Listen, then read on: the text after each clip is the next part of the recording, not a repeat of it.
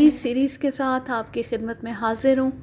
تجرباتی طور پر میں عمران سیریز کو شامل کر رہی ہوں۔ یہ پہلی کہانی ہوگی۔ اس سے پہلے میں نے ایک دفعہ شروع کی تھی لیکن اسے پھر میں نے مکمل نہیں کیا۔ کوئی خاص رسپانس بھی نہیں تھا اور مجھے ریکارڈنگ میں بھی مشکل ہو رہی تھی، لیکن ابھی پھر میرا ارادہ بنا ہے کبھی کبھی کوئی خاص جیسے کوئی اسپیشل نمبر ہوتا ہے تو اسے شامل کیا کریں گے، لیکن آپ لوگوں کے رسپانس کو دیکھتے ہوئے، آپ کے کمنٹس کو دیکھتے ہوئے، اگر آپ کو پسند آیا، زیادہ لوگوں نے اسے پسند کیا تو پھر میں اسے جاری رکھوں گی، ورنہ پھر روک دوں گی۔ اس کہانی کا عنوان ہے ہیکل سلیمانی اور اس کے مصنف ہیں مظہر کلیم MA۔ سیاہ رنگ کی کار انتہائی تیز رفتاری سے دوڑتی ہوئی شہر سے باہر کی طرف جانے والی سڑک پر بڑھی جا رہی تھی۔ کار کے آگے دو موٹر سائیکل سوار پائلٹ سائرن بجاتے ہوئے چلے جا رہے تھے اور کار کے پیچھے دو پولیس جیپیں دوڑ رہی تھیں جن میں مسلح سپاہی بڑے چوکنے انداز میں بیٹھے ارد گرد کا جائزہ لے رہے تھے، جبکہ ایک سپاہی مشین گن اٹھائے کھلی جیپ میں کھڑا عقابی نگاہوں سے چاروں طرف دیکھ رہا تھا۔ کار کے آگے اسرائیل کا قومی پرچم تیز ہوا کی وجہ سے پھڑ پھڑا رہا تھا۔ کار کی ڈرائیونگ سیٹ پر باوردی ڈرائیور بیٹھا ہوا تھا، جبکہ پچھلی نشست پر اسرائیل کا وزیر اعظم ہلکے نیلے رنگ کا سوٹ پہنے ایک فائل کے مطالعے میں مصروف نظر آ رہا تھا۔ کار کے شیشے بند تھے، اس لیے اندر باہر سے کوئی آواز نہ آ رہی تھی۔ ویسے بھی کار بلٹ پروف تھی، اور نہ صرف بلٹ پروف بلکہ اگر اسے بم پروف کہا جائے تو زیادہ صحیح ہوگا۔ اسے خاص طور پر تیار کیا گیا تھا۔ یہی وجہ تھی کہ وزیر اعظم ہر قسم کے خطرے سے بے نیاز بڑے اطمینان سے فائل کے مطالعے میں مصروف تھا۔ وزیر اعظم عسکر نے ابھی چند ماہ ہوئے اسرائیلی پارلیمنٹ کی طرف سے منتخب کیے جانے پر وزیر اعظم کا حلف اٹھایا تھا۔ وہ نوجوان اور انتہائی پرجوش طبیعت کا مالک تھا۔ اس کا نعرہ تھا کہ یہودی پوری دنیا کے مالک ہیں۔ وہ انتہائی متعصب یہودی ہونے کی وجہ سے خاص طور پر مسلمانوں کا سخت ترین دشمن تھا، اور اس کا قول تھا کہ دنیا میں جہاں بھی کوئی مسلمان نظر آئے اسے دنیا سے مٹا دو۔ یہی وجہ تھی کہ اس کے وزیر اعظم منتخب ہوتی اسرائیل میں رہنے والے عرب مسلمان باشندوں پر ظلم و تشدد اپنی انتہا پر پہنچ گیا تھا۔ اس کے ساتھ ساتھ وہ اسرائیل کے گرد موجود مسلمانوں کی ریاستوں کے خاتمے اور اسرائیلی سلطنت کی حدود کو لامحدود حد تک بڑھانے کے لیے ہر وقت کوشاں رہتا تھا۔ ابھی سورج پوری طرح طلوع نہ ہوا تھا، اس لیے ہر طرف دھند اور اندھیرا سا پھیلا ہوا تھا۔ اس وقت وزیر اعظم ایک اہم ترین منصوبے پر بات چیت کرنے کے لیے ملٹری ہیڈ کوارٹر میں ایک خصوصی میٹنگ میں شرکت کے لیے جا رہا تھا۔ یہ منصوبہ گو اس کے اپنے ذہن کی اختراع تو نہ تھی، کیونکہ پہلے بھی اس سلسلے میں اکثر کام ہوتا رہا تھا، اور ایک بار اس منصوبے پر عمل درآمد کا فیصلہ بھی کیا گیا، لیکن اس منصوبے کے سامنے آتی نہ صرف اسرائیل بلکہ پوری دنیا کے مسلمانوں نے احتجاج کا ایسا طوفان برپا کر دیا کہ اسرائیلی حکومت کو مجبوراً یہ منصوبہ ترک کرنا پڑا۔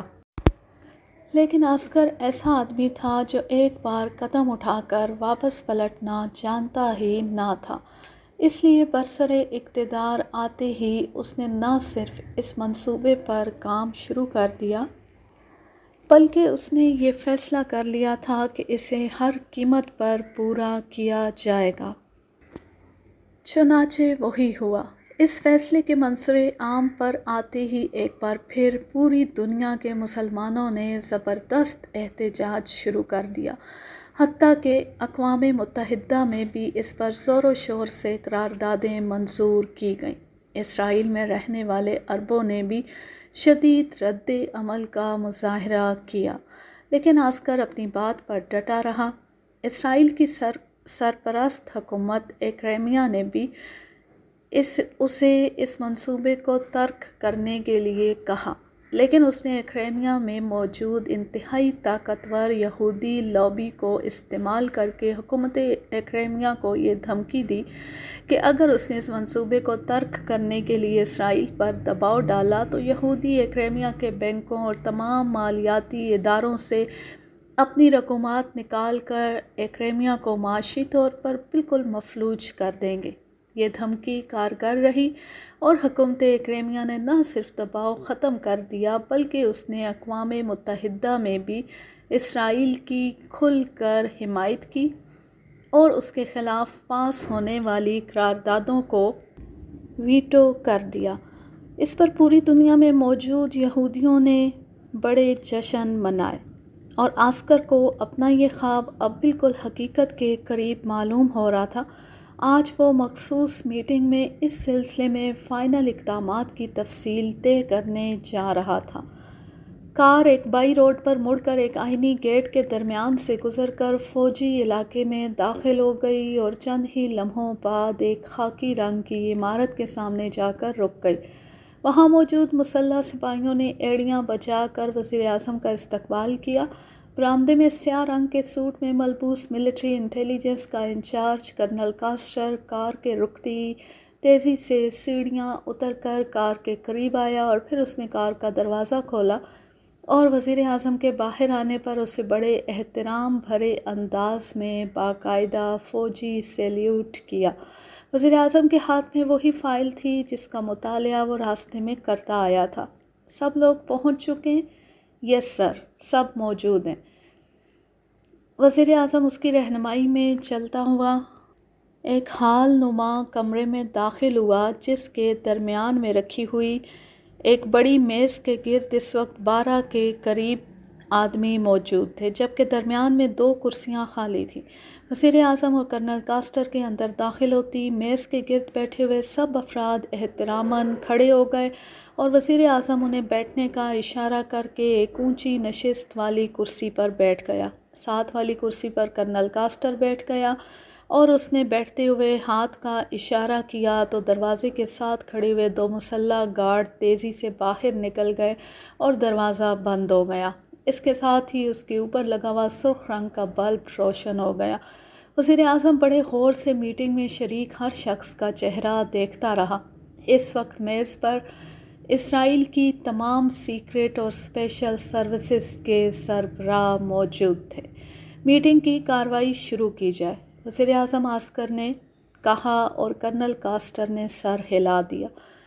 سر، منصوبے کو مکمل کرنے کے لیے تمام اقدامات کی تیاری مکمل ہو چکی ہے۔ یروشلم شہر کو ہر طرف سے نگرانی میں لے لیا گیا ہے اور ایک ایک گھر کی تلاشی لے لی گئی ہے۔ خاص طور پر وہاں موجود عرب گھرانوں کی انتہائی سختی سے چیکنگ کی گئی ہے اور مشکوک افراد کو قید کر لیا گیا۔ لیکن کرنل کاسٹر رک گیا اور وزیر اعظم کے ساتھ میٹنگ کے سارے شرکاء چونک کر کرنل کاسٹر کو دیکھنے لگے۔ لیکن کیا؟ لیکن ہمیں یہ منصوبہ 2 ہفتوں کے لیے ملتوی کرنا پڑے گا۔ 2 ہفتوں کے لیے؟ لیکن کیوں؟ اس لیے سر کہ ہمیں خفیہ طور پر اطلاع ملی ہے کہ قوم پرست فلسطینیوں کے ایک خفیہ گروپ نے یہ منصوبہ بنایا ہے کہ جیسے ہی ہم اس منصوبے پر عمل درآمد کے لیے قدم اٹھائیں وہ اسرائیل کے نمبر 1 دفاعی اسٹور کو اڑا دیں گے۔ اور آپ یقیناً یہ بہتر جانتے ہوں گے کہ نمبر 1 دفاعی اسٹور کو اگر اڑا دیا گیا تو اسرائیل کا کیا حشر ہوگا۔ اس اسٹور میں ایسے ایسے خوفناک بموں کا ذخیرہ موجود ہے کہ ان کے پھٹنے کے بعد شاید اسرائیل کا ایک بچہ بھی زندہ نہ بچے اور پورے اسرائیل کی زمین بھگ سے فضا میں اڑ جائے گی اور یہاں صرف پانی پانی نظر آئے گا۔ اس کے بعد ظاہر ہے جب ہمارا اپنا وجود ہی نہ رہے گا تو اس منصوبے سے ہم کیا فائدہ اٹھا سکیں گے۔ چنانچہ میں نے اس کی رپورٹ جناب صدر کو پیش کی تو انہوں نے فوری طور پر 2 ہفتوں کے لیے اس منصوبے کو روکنے کے احکامات جاری کر دیے ہیں۔ اوہ، لیکن تم نے مجھے کیوں نہیں بتایا؟ تم اس کی رپورٹ صدر کے پاس کیوں لے کر گئے؟ وزیر اعظم نے انتہائی غصے میں میز پر مکہ مارتے ہوئے کہا۔ اس کا چہرہ غصے کی شدت سے سیاہ پڑ گیا تھا۔ آپ خفیہ دورے پر کریمیا گئے ہوئے تھے اور چونکہ یہ معاملہ انتہائی فوری نوعیت کا تھا اس لیے مجبوراً اسے جناب صدر کے نوٹس میں لانا پڑا۔ لیکن یہ کیسے ہو سکتا ہے کہ کوئی گوریلا گروپ ہمارے نمبر 1 دفاعی اسٹور کو اڑا دے؟ یہ ناممکن ہے۔ یہ صرف دھمکی ہو سکتی ہے، کسی میں اتنی جرأت نہیں ہو سکتی۔ اس کے لہجے میں شدید بے چینی اور اضطراب تھا، جیسے اسے منصوبے کو روک دیے جانے پر شدید مایوسی ہوئی ہو۔ جناب، یہ صرف دھمکی نہیں ہو سکتی، کیونکہ جہاں پاک ایشیا سیکرٹ سروس کا نام آ جائے وہاں اسے کوئی بھی خالی دھمکی نہیں سمجھ سکتا۔ پاک ایشیا سیکرٹ سروس؟ لیکن تم تو ابھی فلسطینی قوم پرست گروپ کی بات کر رہے تھے، پھر یہ پاک ایشیا سیکرٹ سروس کہاں سے ٹپک پڑی؟ اور پاک ایشیا سیکرٹ سروس آخر ایسی کیا بلا ہے کہ اس کا نام آتی اتنا اہم منصوبہ روک دیا گیا؟ وزیر اعظم عسکر کے لہجے میں جھنجھلاہٹ تھی۔ آپ ابھی نئے منتخب ہوئے ہیں جناب۔ بہرحال پاک ایشیا سیکرٹ سروس کے متعلق یہ فائل موجود ہے، اسے آپ دیکھ لیں، اس کے بعد آپ اس کے متعلق بہتر سمجھ سکیں گے۔ کیا ہے اس میں؟ یہ تو خاصی ضخیم دکھائی دے رہی ہے۔ آپ اسے تھوڑا سا پڑھ لیں تاکہ آپ کو صحیح پس منظر معلوم ہو جائے۔ وزیر اعظم نے شدید جھنجھلاہٹ میں مجبوراً فائل کھولی، لیکن جیسے ہی وہ فائل پڑھتا گیا اس کے چہرے کے تاثرات تبدیل ہوتے چلے گئے۔ پہلے حیرت اور پھر شدید حیرت کے تاثرات نمایاں ہو گئے۔ کافی دیر تک فائل کو پڑھنے کے بعد وزیر اعظم عسکر نے ایک طویل سانس لیتے ہوئے فائل بند کر دی۔ یہ تو واقعی انتہائی خطرناک تنظیم ہے، لیکن ہم اگر ایک تنظیم کے ڈر سے ایسے منصوبے ملتوی کرتے رہے تو پھر میرے خیال میں اسرائیل کو ختم کر دینا چاہیے۔ سر، منصوبہ ختم نہیں کیا گیا، صرف ملتوی کیا گیا ہے، وہ بھی 2 ہفتوں کے لیے، تاکہ اس فلسطینی گروپ کا جس کی امداد کے لیے پاک ایشیا سیکرٹ سروس آ رہی ہے، سراغ لگا کر اس کا مکمل خاتمہ کر دیا جائے اور نمبر 1 دفاعی اسٹور کی حفاظت کے لیے مزید انقلابی اقدامات کر لیے جائیں۔ لیکن یہ گروپ کون ہے اور تمہیں یہ ساری اطلاعات کیسے ملی، اور ابھی تک تم نے اس گروپ کے خلاف کیا تحقیقات کی ہیں؟ بلیک سروس کے سربراہ جناب ہنری اس کی تفصیلات بتائیں گے۔ یہ اطلاع بھی انہوں نے ہی ہم تک پہنچائی ہے۔ کرنل کاسٹر نے ایک گنجے سر والے لمبے آدمی کی طرف اشارہ کرتے ہوئے کہا۔ بلیک سروس اسرائیل کی ایک ایسی خفیہ تنظیم تھی جس کے ارکان نہ صرف اسرائیل بلکہ تقریباً تمام عرب ممالک میں پھیلے ہوئے تھے، حتیٰ کہ فلسطینی لیڈر شاکر سرات کے انتہائی نزدیک ترین آدمیوں میں بھی ایسے لوگ شامل تھے جو بلیک سروس کے خصوصی ایجنٹ تھے۔ اس سروس کا کام صرف معلومات حاصل کرنا تھا، اس کے علاوہ وہ اور کوئی کام نہ کرتی تھی۔ یہی وجہ تھی کہ اس کے متعلق کوئی بھی نہیں جانتا تھا۔ سر، ہمارے اس خصوصی منصوبے کے متعلق جیسے ہی احتجاج کا طوفان اٹھا میں نے اپنی تنظیم کو الرٹ کر دیا۔ چنانچہ مجھے اطلاع ملی کہ شاکر سرات نے اسرائیلی حکومت کو اس منصوبے سے باز رکھنے کے لیے ایک خفیہ گوریلا گروپ تشکیل دیا ہے جسے انہوں نے ریڈ فائر کا نام دیا ہے۔ اس گروپ کا لیڈر مشہور گوریلا ازمیر ہے۔ ازمیر نمبر 1 دفاعی اسٹور میں کام کرتا رہا ہے۔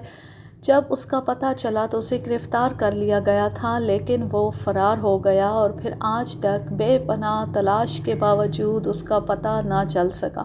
صرف اس کے متعلق اطلاعات ملتی رہیں اور پھر یہ بھی اطلاع ملی کہ یہ گروپ فوری طور پر نمبر 1 دفاعی اسٹور کو تباہ کرنے کے لیے خصوصی انتظامات کر رہا ہے، اور اس کے ساتھ ہی یہ اطلاع بھی ملی کہ شاکر سرات نے انتہائی خفیہ طور پر پاک ایشیا سیکرٹ سروس کو اس مشن کے لیے درخواست دی ہے۔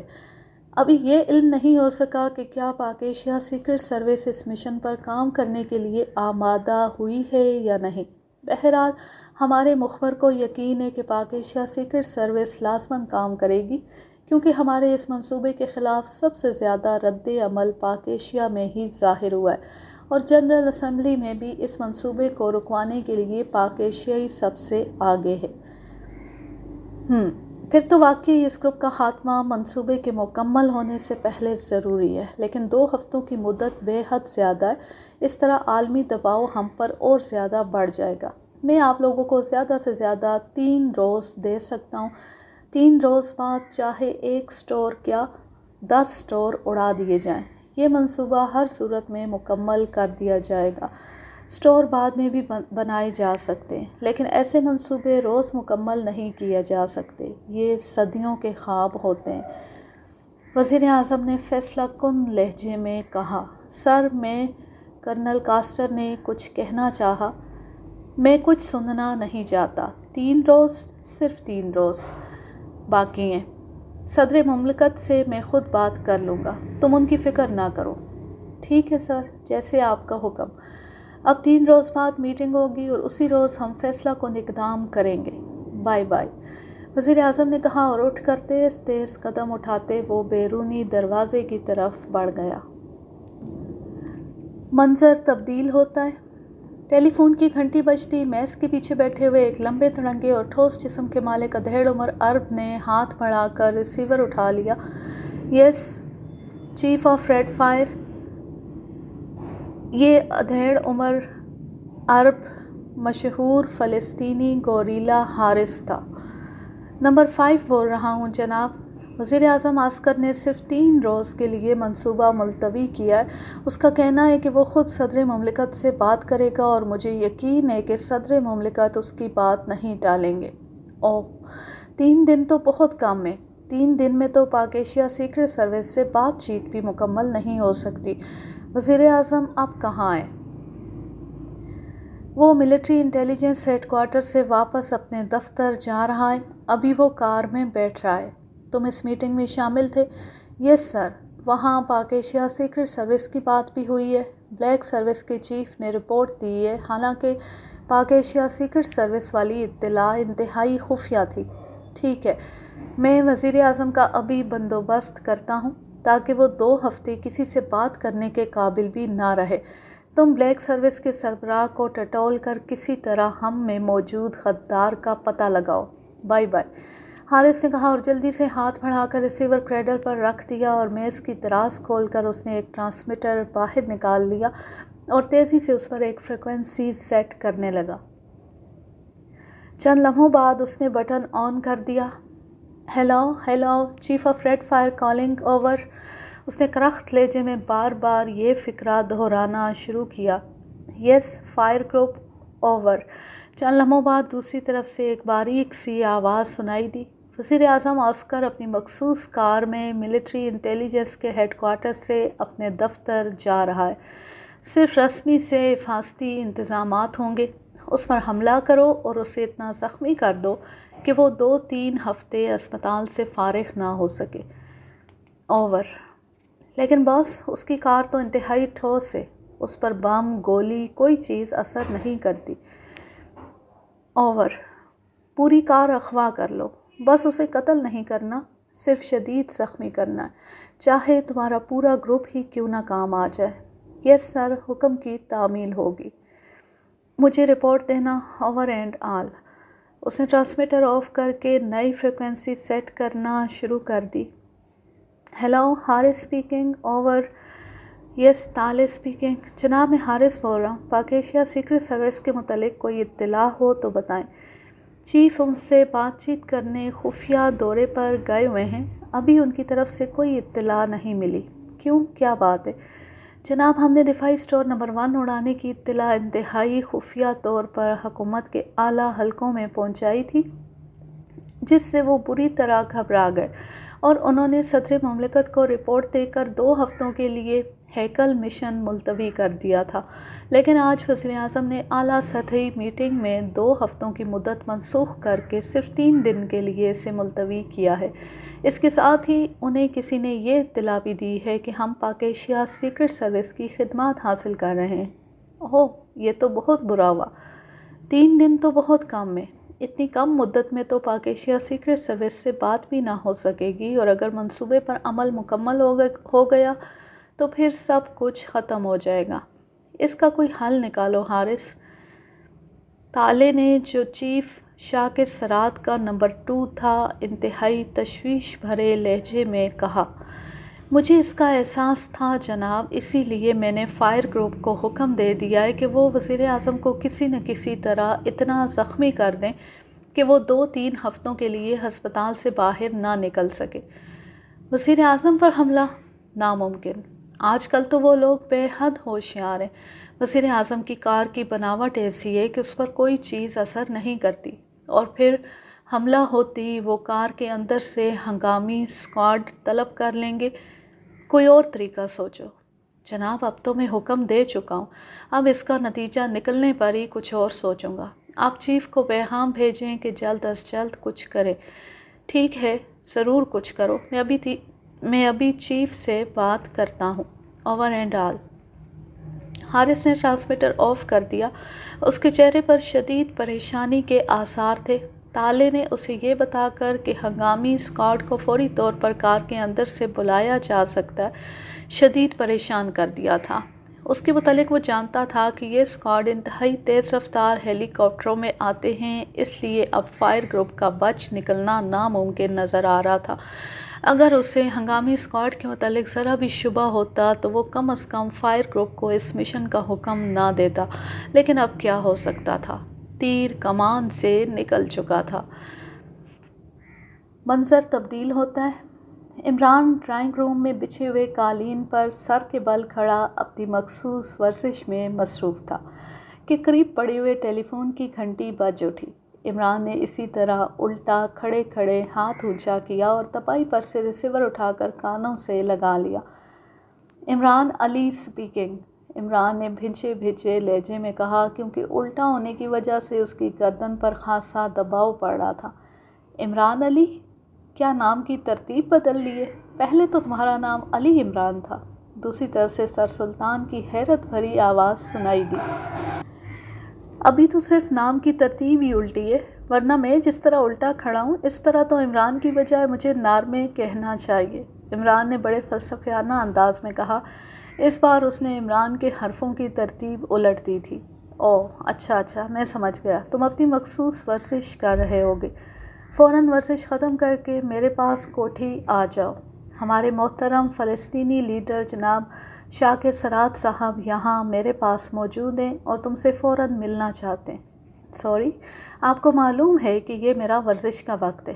کسی سے ملنے ملانے کا وقت 10 بجے کے بعد شروع ہوتا ہے، اور آپ خود ہی تو کہتے ہیں کہ انسان کو وقت کا پابند رہنا چاہیے۔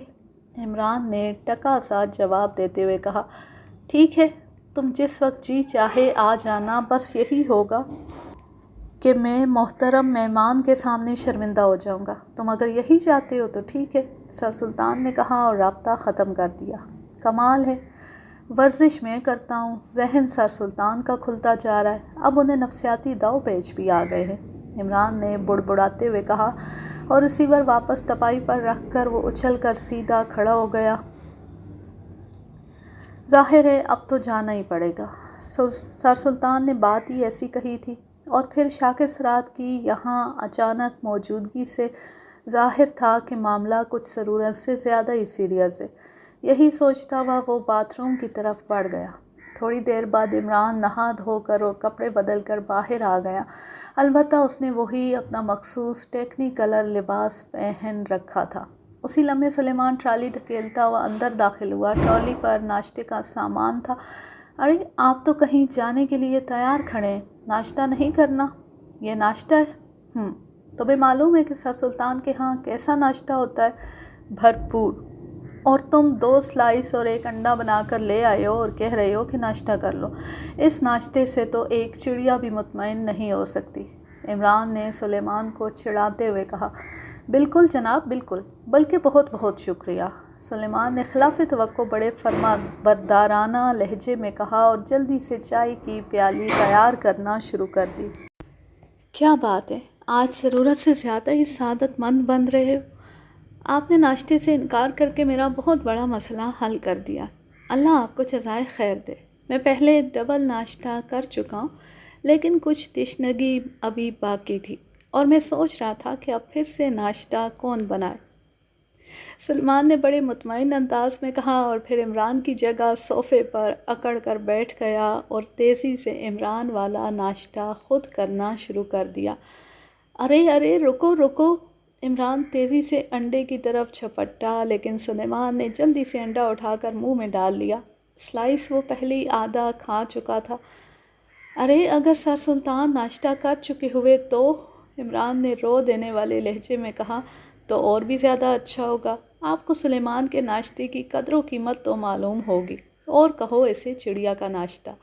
سلیمان نے بڑے اطمینان سے چائے کی پیالی اٹھاتے ہوئے کہا، یہ بات ہے تو ٹھیک، میں بھی نہیں جاتا، اور آپ میرے لیے ڈبل ناشتہ بنا کر لے آؤ، ورنہ تمہاری تنخواہ 6 ماہ کے لیے بند۔ عمران نے دوسرے صوفے پر بیٹھتے ہوئے خصیلے لہجے میں کہا، کر دے بند، پہلے کون سی مل رہی ہے؟ چلو اس طرح 6 ماہ کے لیے کھانا پکانے سے تو چھٹی مل جائے گی۔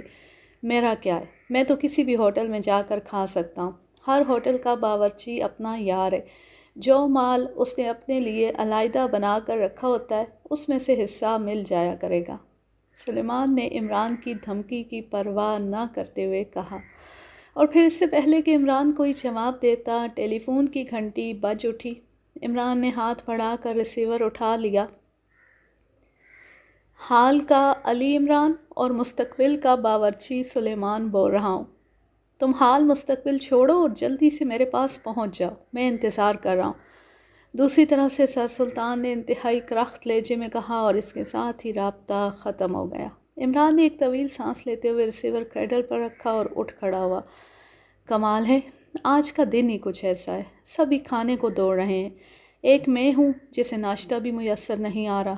عمران نے بڑبڑاتے ہوئے کہا، اور سلیمان کو جو اب اطمینان سے بیٹھا چائے پی رہا تھا، گھورتا ہوا بیرونی دروازے کی طرف بڑھ گیا۔ منظر بدلتا ہے۔ مٹیالے رنگ کی 2 جیپیں جن پر کسی سرکاری دفتر کا نام لکھا ہوا تھا، انتہائی تیز رفتاری سے دوڑتی ہوئی بائی روڈ پر آگے بڑھی جا رہی تھیں۔ دونوں جیپوں میں 10 مسلح افراد موجود تھے، جنہوں نے اپنے چہروں کو نیلے رنگ کے پٹی دار رومالوں سے ڈھانپ رکھا تھا۔ ان کے ہاتھوں میں جدید ساخت کی راکٹ گنیں تھیں، جن کی نالیں چوڑی اور چپٹی تھیں۔ دونوں جیپیں خاصی تیز رفتاری سے دوڑتی ہوئی ملٹری ہیڈ کوارٹر کی طرف جانے والی سڑک کی طرف بڑھ رہی تھیں۔ یہ ریڈ فائر کا فائر گروپ تھا، جسے وزیر اعظم آسکر کو زخمی کرنے کا حکم ملا تھا۔ پہلی جیپ کی ڈرائیونگ سیٹ کے ساتھ ایک لمبا تڑنگا لیکن بھرے ہوئے جسم کا نوجوان بیٹھا ہوا تھا۔ منہ پر لپیٹے ہوئے رومال سے اس کی بڑی بڑی آنکھیں نظر آ رہی تھیں، جن میں عجیب سی چمک تھی۔ یہ ریڈ فائر گروپ کا انچارج ابو عباس تھا، جس کی بہادری اور جرأت کے کارنامے فلسطین کے ہر بچے کی زبان پر تھے۔ بس یہیں درختوں کے جھنڈ کے پیچھے جیپیں روک دو، ابو عباس نے ڈرائیور سے کہا، اور ڈرائیور نے جیپوں کا رخ درختوں کے جھنڈ کی طرف کر دیا۔ پچھلی جیپ بھی اس کے ساتھ ہی مڑ گئی، اور چند لمحوں بعد دونوں جیپیں ساتھ ساتھ درختوں کے جھنڈ کے پیچھے جا کر رک گئیں، اور ان میں موجود افراد اچھل کر باہر آ گئے۔ سنو، ہم نے وزیر اعظم کو صرف زخمی کرنا ہے۔ سن لو کہ صرف زخمی، قتل نہیں کرنا، اور ہو سکتا ہے کہ وزیر اعظم ہنگامی اسکواڈ کو طلب کر لے۔ ایسی صورت میں تم نے پیدل فرار ہونا ہے، جیپوں کی طرف جانے کی ضرورت نہیں۔ مگر سر، وزیر اعظم کی جیپ تو بوم پروف ہے۔ مجھے معلوم ہے کہ وہ بوم پروف ہے، لیکن وہ بوم پروف اوپر سے ہے، نیچے سے نہیں۔ تمہارا کام اس کار کو ہر صورت میں روکنا ہے۔ میں اس کے نیچے بم پھینکوں گا، جس سے کار الٹ جائے گی اور اس کا نچلا حصہ لازماً ٹوٹ جائے گا۔ ایسی صورت میں موقع محل کے تحت ہم یا تو وزیر اعظم کو کار کے اندر زخمی کریں گے یا اسے باہر کھینچ کر۔ بہرحال حکم کی تعمیل ہونا ضروری ہے، چاہے ہم سب کی لاشیں کیوں نہ ہزاروں ٹکڑوں میں تبدیل ہو جائیں۔ ہدایات کے مطابق کام شروع کر دو، لیکن کیونکہ کسی بھی لمحے وزیر اعظم کی کار یہاں پہنچ سکتی ہے، ابو عباس نے تیز لہجے میں کہا، اور پھر وہ گن اٹھائے تیزی سے دوڑتا ہوا سڑک کے کنارے ایک بڑی جھاڑی میں گھس گیا۔ کئی ساتھی دوڑ کر سڑک کی دوسری طرف اونچی جھاڑیوں میں چھپ گئے، جبکہ 2 ساتھی انتہائی تیز رفتاری سے ایک درخت پر چڑھے، جس کا لمبا سا ٹہن سڑک کے اوپر کافی دور تک چلا گیا تھا۔ ان میں سے ایک نے کوٹ کی اندرونی جیب سے ایک چھوٹا سا الیکٹرانک آرا نکالا اور آری کو ٹہن کی جڑ کے پاس رکھ کر بٹن دبا دیا۔ سرر سرر کی تیز آواز ابھری اور الیکٹرانک آرے کے چھوٹے سے پھل نے انتہائی تیزی سے اس ٹہن کو کاٹنا شروع کر دیا۔ آدھے سے زیادہ ٹہن جب کٹ گیا تو آرے کا بٹن آف کر دیا گیا۔ اب ٹہن ذرا سا جھک گیا تھا۔ وہ ساتھی آرا جیب میں رکھ کر درخت کے پتوں میں چھپ گیا۔ گن اس نے ہاتھ میں پکڑ لی تھی۔ کبھی کبھار کوئی جیپ یا کار ادھر سے گزرتی۔ وہ سب خاموش پڑے ہوئے اس کٹھن مہم کو پورا کرنے کے لیے اپنی جان پر کھیل جانے کا عزم کیے ہوئے تھے۔ باقی ساتھی بھی ادھر ادھر چھپے ہوئے تھے۔ چند ہی لمحوں بعد دور سے موٹر سائیکل پائلٹ، ان کے پیچھے وزیر اعظم کی کار اور ان کے پیچھے پولیس کی 2 جیپیں آتی دکھائی دیں۔ اس کے ساتھ ہی ابو عباس کے حلق سے نر مینڈک کے ٹررانے کی آواز سنائی دی اور اس آواز نے ایک لمحے کے لیے ارد گرد پھیلے ہوئے سکوت کو دھرم برہم کر دیا۔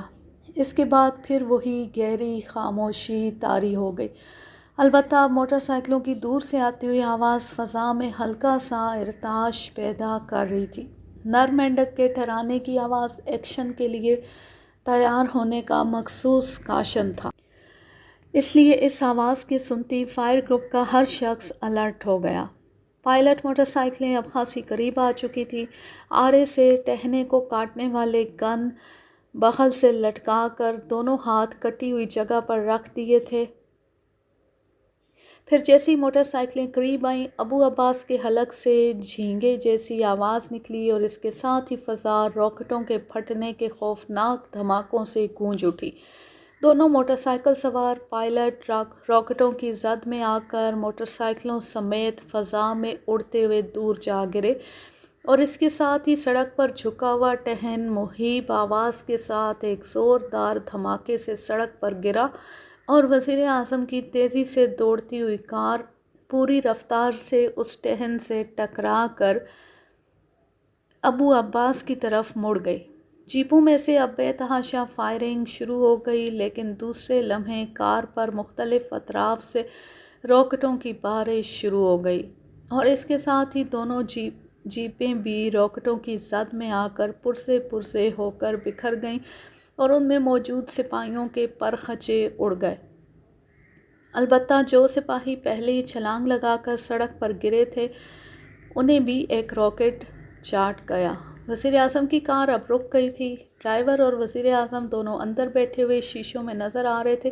وہ شاید مطمئن تھے کہ کار پر کوئی بم اثر نہیں کر سکتا، اس لیے وہ محفوظ ہیں۔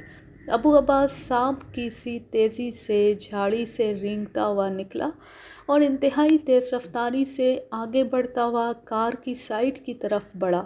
درختوں اور دونوں سائیڈوں سے اب راکٹوں کی بارش بند ہو گئی تھی تاکہ ابو عباس اپنی کارروائی مکمل کر لے۔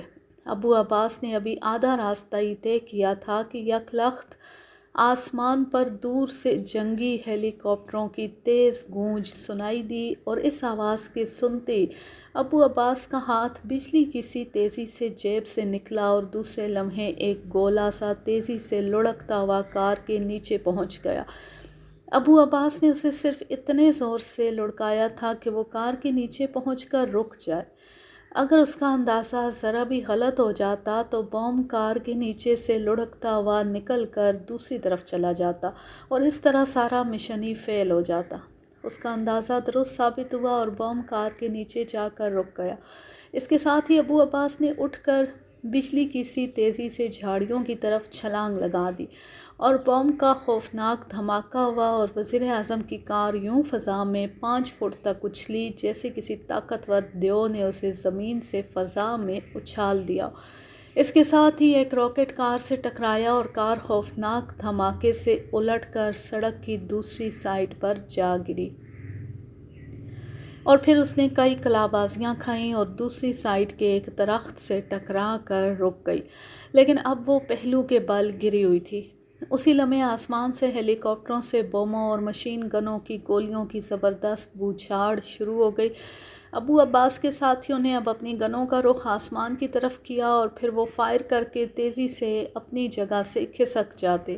اس کے ساتھ ہی زمین پر کئی چیخیں ابھریں۔ گولیوں اور راکٹوں کی بارش نے فائر گروپ کے کئی ساتھیوں کے پر خچے اڑا دیے تھے، اور اس کے ساتھ ہی آسمان پر 2 خوفناک دھماکے ہوئے اور 5 میں سے 2 ہیلی کاپٹر راکٹوں کی زد میں آ کر فضا میں ہی بکھر گئے، اور چیخوں کے ساتھ کٹے پھٹے انسانی جسم اور ہیلی کاپٹروں کے ملبے کی بارش سڑک اور اس کے ارد گرد ہونے لگی۔ کار کے رکتے ابو عباس یکلخت جھاڑی سے نکلا اور بجلی کی سی تیزی سے بھاگتا ہوا سڑک کراس کر کے کار کی طرف بڑھا۔ اسی لمحے اس نے کار کے نچلے حصے میں ایک بڑا سا سوراخ دیکھا جس میں سے وزیر اعظم کی دونوں ٹانگیں مفلوج حالت میں باہر کو جھانک رہی تھیں۔ سوٹ والی پتلون سے ابو عباس سمجھ گیا کہ یہ وزیر اعظم کی ٹانگیں۔ ظاہر ہے ڈرائیور نے تو یونیفارم کی پتلون پہنی ہوئی ہوگی۔ ابو عباس پر ہیلی کاپٹروں سے گولیوں کی بارش ہوئی اور 2 گولیاں اس کے بالکل پاس گریں جن سے وہ بال بچا اور ایک چھلانگ لگا کر کار کے قریب پہنچ کر اس کی آڑ میں ہو گیا۔ جلدی سے ریوالور نکالا اور وزیر اعظم کی ٹانگوں پر گولیاں ماری۔ پھر اس نے چیخ کر اپنے ساتھیوں سے کہا، جلدی کرو، اسرائیلی کتے چند ہی لمحوں میں پورا علاقہ گھیر لیں گے۔ ابو عباس کا صرف ایک ساتھی اسد زندہ بچا تھا، باقی سب اس معرکے میں جام شہادت نوش کر چکے تھے۔ ابو عباس اور اسد تیزی سے زگ زیگ انداز میں بھاگتے ہوئے اور درختوں کی آڑ لیتے ہوئے وہاں سے دور ہوتے چلے گئے۔ کچھ فاصلے پر سڑک سے ذرا ہٹ کر انہیں ایک مکان نظر آیا۔ وہ بھاگے اور تیزی سے اس کی دیوار پھلانگ کر اندر جا گھسے۔ اس مکان میں ایک طرف سبزیوں سے لدا ہوا ایک بڑا سا ٹرک کھڑا تھا۔ اسد جلدی سے ڈرائیونگ سیٹ پر بیٹھ گیا اور ابو عباس، جو اس دوران سر پر بندھا ہوا رومال اور جسم پر موجود سیاہ رنگ کا لباس اتار چکا تھا، بجلی کی سی تیزی سے دوسری سیٹ پر چڑھ گیا اور ٹرک مکان سے باہر نکل کر انتہائی تیز رفتاری سے ایک کچی سڑک پر دوڑتا ہوا بڑی سڑک پر پہنچ گیا۔ ٹرک کا رخ شہر کی طرف تھا۔ ابھی وہ شہر میں داخل ہونے ہی والے تھے کہ سڑک پر موجود اسرائیلی پولیس نے انہیں روک لیا۔ وہاں پولیس جیپیں موجود تھیں اور 50 کے قریب پولیس کے سپاہی گنیں لیے موجود تھے۔ اسد نے ان کے اشارے پر ٹرک روکا تو 2 پولیس آفیسر دوڑتے ہوئے ان کی طرف بڑھے۔ کیا بات ہے جناب مارٹن صاحب، آج خیریت ہے؟ بڑے مستعد نظر آ رہے ہیں آپ۔ اوہ جمال، تم کہاں سے آ رہے ہو؟ فارم سے آ رہا ہوں اور منڈی جا رہا ہوں۔ کیوں، خیریت ہے؟ تم نے کسی فلسطینی گوریلے کو تو ادھر نہیں دیکھا؟ فلسطینی گوریلا؟ اس کا ادھر کیا کام؟ البتہ دور سے بڑی خوفناک آوازیں سنائی دے رہی تھیں، شاید بم پھٹ رہے تھے، ہوا کیا ہے؟ اس دوران باقی سپاہی ٹرک کے پیچھے چڑھ گئے تھے اور انہوں نے سبزیوں کے ڈھیروں کو الٹ پلٹ کرنا شروع کر دیا تھا، لیکن سپاہیوں کو وہاں سبزیوں کے علاوہ کچھ نہ ملا تو وہ مایوسی سے نیچے اتر آئے۔ آفیسر نے یہ دیکھتے ہوئے کہا، کچھ نہیں، تم جاؤ، اور پیچھے ہٹ گیا۔ چند لمحوں بعد ٹرک کو آگے جانے کا حکم دے دیا گیا اور اسد ٹرک چلاتا ہوا شہر میں داخل ہو گیا۔ ابو عباس کے چہرے پر اب مکمل اطمینان کے آثار تھے۔ پولیس آفیسر اس کا دوست تھا اور اسے معلوم تھا کہ ابو عباس کا فارم ادھر ہی ہے جہاں سے وہ روزانہ سبزیاں فروخت کرنے کے لیے منڈی لے جاتا ہے۔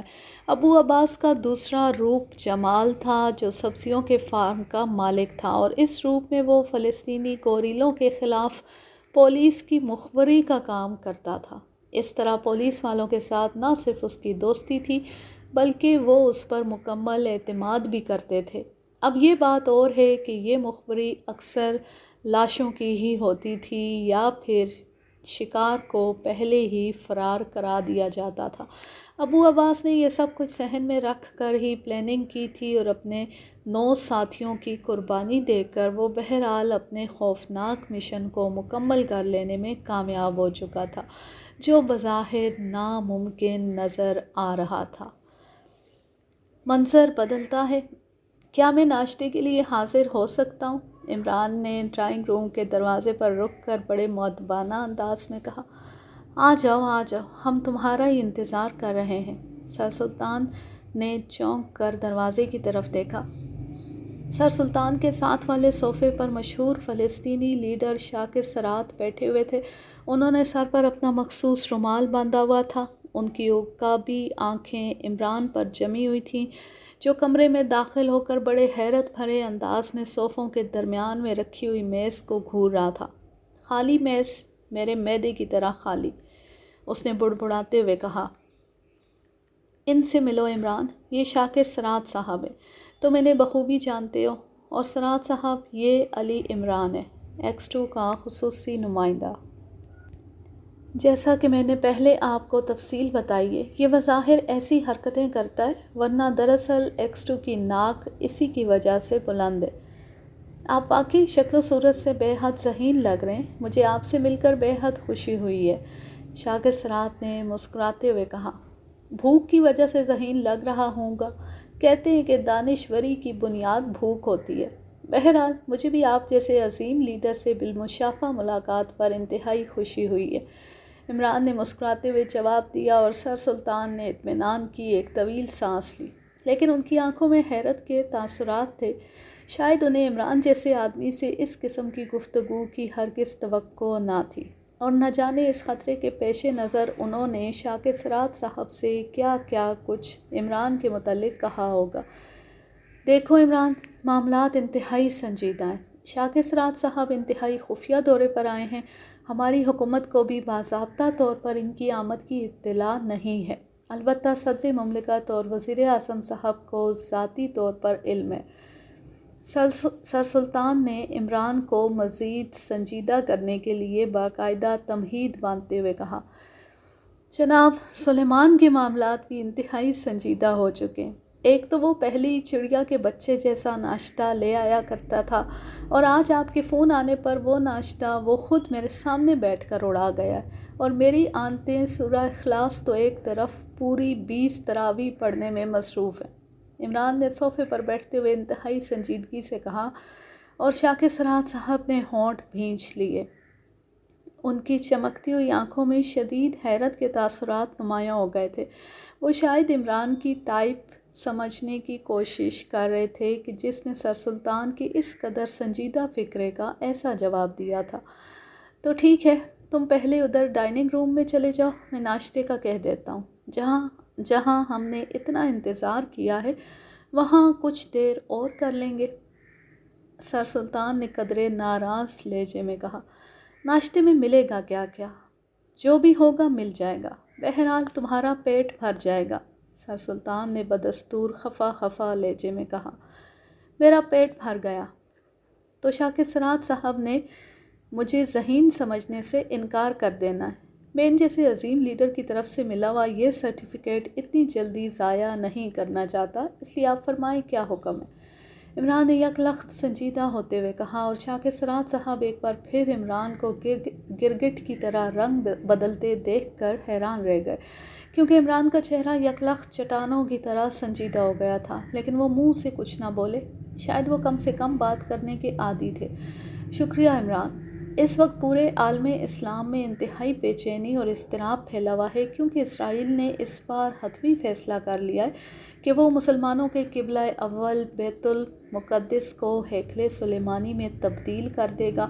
اس سلسلے میں اس نے ہر قسم کے احتجاج کو رد کر دیا ہے۔ حکومت اکریمیہ بھی اس کی فیور کر رہی ہے، اور تم جانتے ہو کہ مسلمانوں کے قبلہ اول مسجد اقصیٰ کے متعلق کیسے جذبات ہیں۔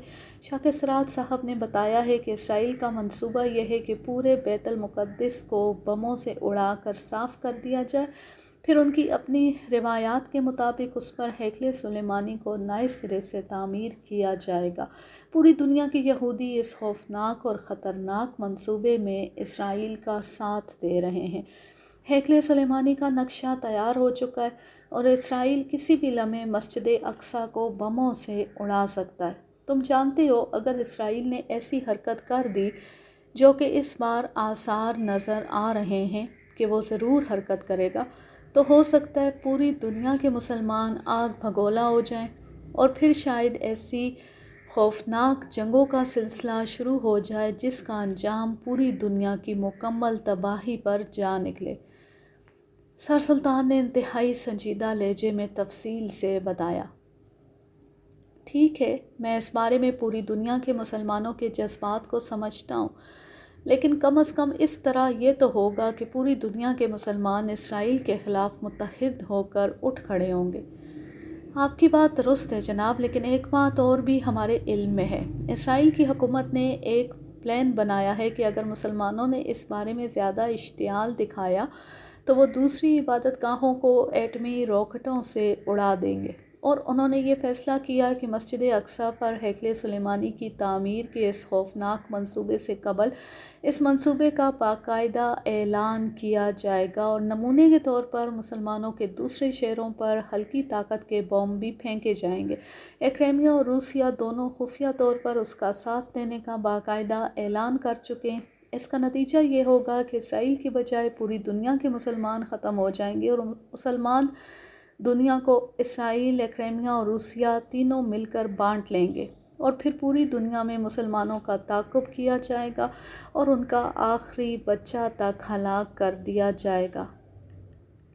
شاکر سرات نے کہا، اور عمران شاکر سرات جیسے عظیم لیڈر کے منہ سے ایسے الفاظ سن کر حیران رہ گیا، کیونکہ وہ جانتا تھا کہ شاکر سرات جیسے لیڈر غلط بات نہیں کرتے۔ وہ اگر کہہ رہے ہیں تو یقیناً ایسا ہی پلان اسرائیل نے بنایا ہوگا، اور واقعی اس طرح ان کی دیرینہ خواہش کہ پوری دنیا کے مسلمانوں کو ختم کر دیا جائے پوری ہو سکتی ہے۔ واقعی یہ اس قدر خوفناک منصوبہ تھا کہ عمران جیسے شخص کو بھی بے اختیار جھرجھری آ گئی۔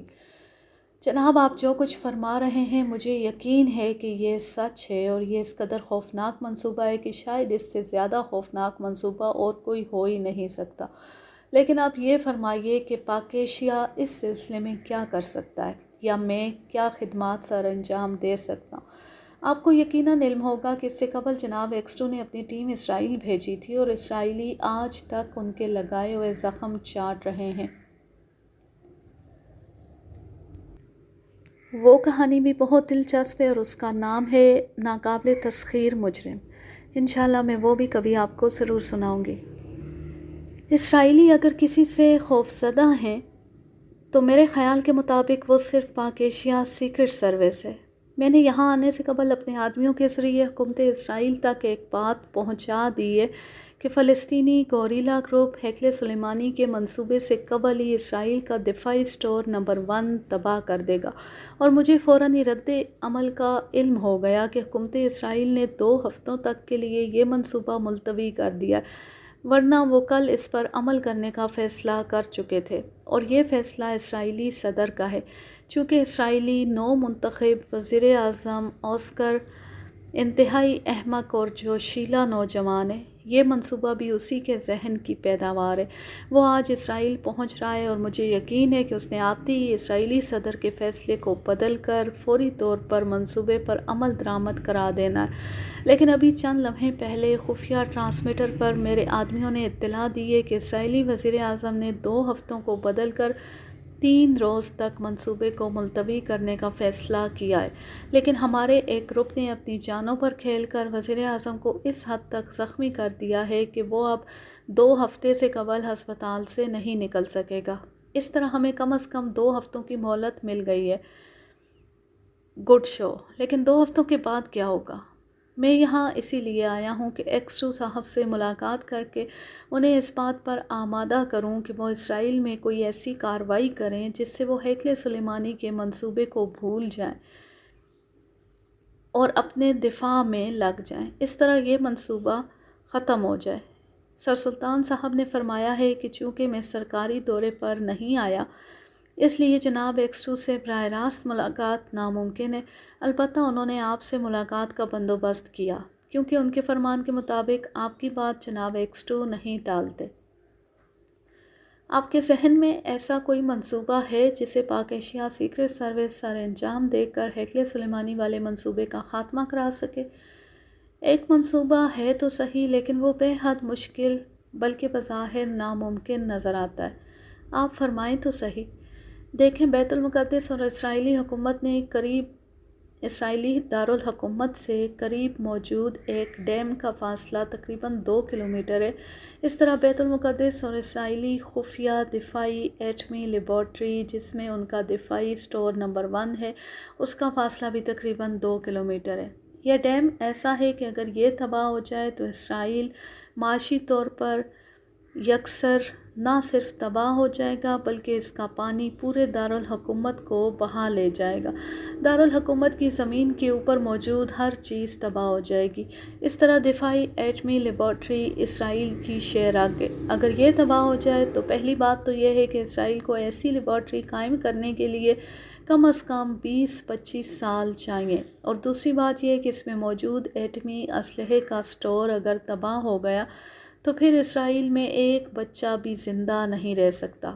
اگر ہم کسی طرح بیت المقدس سے دفاعی لیبارٹری تک اور بیت المقدس سے ڈیم تک خفیہ سرنگیں کھود کر ان میں بیکوڈیم 11 مادہ بھر دیں اور اس کے بعد اس بات کا اعلان کر دیا جائے کہ اگر بیت المقدس پر بم پھینکا گیا یا اس کی توڑ پھوڑ کی گئی یا اس کا نقشہ بدلنے کی کوشش کی گئی تو بیکوڈیم 11 کی وجہ سے اسی لمحے ڈیم اور دفاعی لیبارٹری بھی ساتھ ہی اڑ جائے گی، اور اس بات کا اسرائیل کو یقین ہو جائے تو مجھے یقین ہے کہ وہ ہمیشہ کے لیے اس منصوبے کو ترک کر دیں گے۔ لیکن شاکر سرات صاحب، یہ منصوبہ کیسے قابل عمل ہے؟ 2 کلومیٹر کی خفیہ سرنگیں کیسے کھودی جائیں گی اور کھودے گا کون؟ سر سلطان، جو اب تک خاموش بیٹھے تھے، گفتگو میں حصہ لیتے ہوئے بولے، پہلے تو یہ بتائیں کہ یہ بیکوڈیم 11 کیا ہے؟ میں تو اس کا نام پہلی بار سن رہا ہوں۔ عمران نے حیرت سے بھویں اچکاتے ہوئے کہا، ہاں، یہ انتہائی جدید ترین ایجاد ہے۔ اس کا سائنسی نام تو بہت لمبا چوڑا ہے، بہرحال اس کا مخفف نام بیکوڈیم 11 رکھا گیا ہے، اور آپ کو یہ سن کر یقیناً خوشی ہوگی کہ یہ مکمل طور پر فلسطینیوں کی ایجاد ہے۔ ہم نے ایک خفیہ لیبارٹری قائم کی ہوئی ہے جہاں فلسطینی سائنسدان ایسی ایجادات میں دن رات مصروف رہتے ہیں جن سے اسرائیل کو زیادہ سے زیادہ نقصان پہنچایا جائے۔ اسی سلسلے میں اسے اتفاق ہی کہیے کہ بیکوڈیم 11 بھی ایجاد ہو گیا۔ یہ ایک خاص قسم کا بارودی مادہ ہے۔ اسے جب ایک خاص دھات کے پائپ میں بند کر کے ایئر پیک کر دیا جاتا ہے تو یہ انتہائی خوفناک بم بن جاتا ہے۔ اس پائپ پر جیسی ضرب لگائی جائے یا اسے توڑنے کی کوشش کی جائے تو یہ یقیناً پھٹ جاتا ہے۔ وہ پھٹتا اس لیے ہے کہ جب اس میں ہوا کا ایک خلیہ بھی داخل ہو جاتا ہے۔ ویسے اس دھات پر وزن، پانی، ہوا، کوئی چیز اثر نہیں کرتی۔ اگر اسے اسرائیل کھولنے، اکھاڑنے یا توڑنے کی کوشش کرے گا تو 2 کلومیٹر لمبا پائپ بیک وقت ایک بم کی صورت میں پھٹ جائے گا۔ کیا اس سے چھوٹا بم بنایا جا سکتا ہے اور اسے وائرلیس یا کسی اور ذریعے سے پھاڑا جا سکتا ہے؟ جی ہاں، مجھے میرے سائنسدانوں نے بتایا ہے کہ انہوں نے اس میں کامیابی حاصل کر لی ہے۔ اس بم پر وائرلیس آپریٹس فکس ہو جاتا ہے جو گھوم کر اس کا منہ کھول دے گا اور ہوا اندر داخل ہوتی یہ پھٹ جائے گا۔ تو پھر 2 کلومیٹر سرنگیں کھودنے کی کیا ضرورت ہے؟ ڈیم اور دفاعی لیبارٹری کے اندر ان بموں کو چھپا دیا جائے اور پھر اسرائیل کو دھمکی دے دی جائے کہ اگر اس نے بیت المقدس کو نقصان پہنچایا تو یہ بم پھاڑ دیے جائیں گے۔ میں نے 2 کلومیٹر والی بات اس لیے کی تھی کہ اس طرح وہ اس کا کوئی پارٹ علیحدہ نہ کر سکیں گے ورنہ سارا پھٹ جائے گا، اور علیحدہ علیحدہ بموں کی صورت میں وہ اسے اٹھا کر لے جائیں گے اور ہمیں معلوم بھی نہ ہوگا۔ ہاں، یہ پہلو یقیناً قابل غور ہے، لیکن یہ 2 کلومیٹر لمبی سرنگیں کھودنا، ان میں اتنے طویل بم بنا کر ڈالنا، یہ تو عام حالات میں ناممکن ہے، اور پھر ایسی صورتحال جو اس وقت اسرائیل میں ہے۔ یہ کام تو کم از کم 2-3 سالوں میں جا کر مکمل ہو سکتا ہے، اور آخری بات یہ کہ کم از کم پاک ایشیا سیکرٹ سروس تو یہ کام نہیں کر سکتی۔ آپ کی بات درست ہے۔ میرا آئیڈیا تھا کہ آپ لوگ وہاں جا کر تباہی پھیلا دیتے تو اسرائیلی اس مشن میں مصروف ہو جاتے، لیکن آپ کی بات سن کر مجھے اپنے احمقانہ منصوبے پر خود شرم آ رہی ہے۔ واقعی یہ 2-3 سالوں کا پروجیکٹ ہے اور اس میں عملی طور پر بے حد دشواریاں پیدا ہو سکتی ہیں۔ ٹھیک ہے، میں اپنا یہ منصوبہ واپس لیتا ہوں۔ آپ بہرحال مجھ سے زیادہ بہتر سوچ سکتے ہیں۔ آپ نے بہرحال اسرائیلی وزیر اعظم کو ہسپتال پہنچا کر 2 ہفتوں کی مہلت حاصل کر لی ہے۔ اب میں جناب X2 سے بات کروں گا، اگر وہ تیار ہو گئے تو پھر منصوبہ بھی وہ خود ہی سوچ لیں گے۔ مجھے یقین ہے کہ اسرائیل کا منصوبہ جب ان کے سامنے آئے گا تو وہ ضرور ہماری امداد کریں گے۔ بہرحال مجھے کیسے پتہ چلے گا کہ X2 صاحب ہماری امداد پر تیار ہیں یا نہیں؟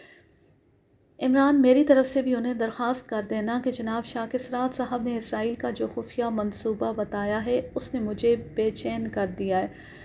سر سلطان نے کہا، اگر یہ بات ہے جناب تو پھر آپ انہیں تیار ہی سمجھیں۔ میں نے اکثر دیکھا ہے کہ جناب X2 ساری دنیا کی بات ٹال جائیں تو ٹال جائیں، لیکن سر سلطان کی بات وہ کبھی نہیں ٹالتے۔